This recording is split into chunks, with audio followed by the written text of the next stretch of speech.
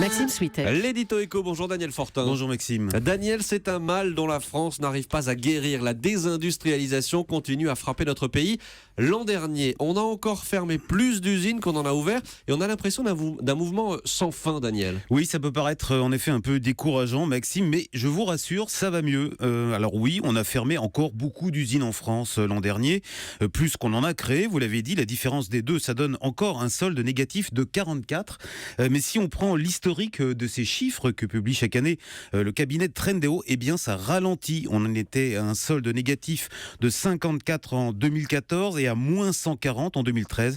Et au-delà de ça, on constate aussi que le solde d'emploi entre ceux créés et ceux détruits redevient lui aussi légèrement positif en 2015. Mais pourquoi est-ce que la France continue à perdre des usines ?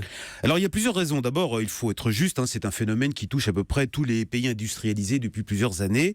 Mais il y a quand même une particularité française, c'est que notre production industrielle reste encore aujourd'hui inférieure à ce qu'elle était avant la récession de 2009.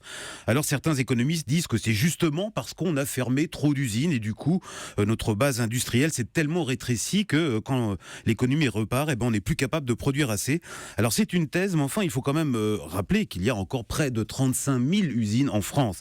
Alors ce que l'on peut dire de façon plus sûre, parce que ça c'est bien mesuré, c'est qu'en France on manque surtout d'investissement. Et parce que les industriels n'ont plus confiance dans leur pays ? Non, c'est même le contraire, parce que la France a toujours des atouts très forts, comme sa main-d'œuvre, ses infrastructures.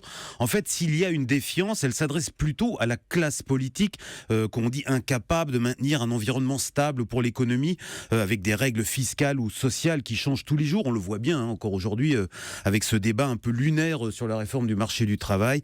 Alors, ce qui manque en fait aujourd'hui chez les acteurs économiques, c'est plutôt un climat serein. On attend la confiance. Merci beaucoup, Daniel Fortin.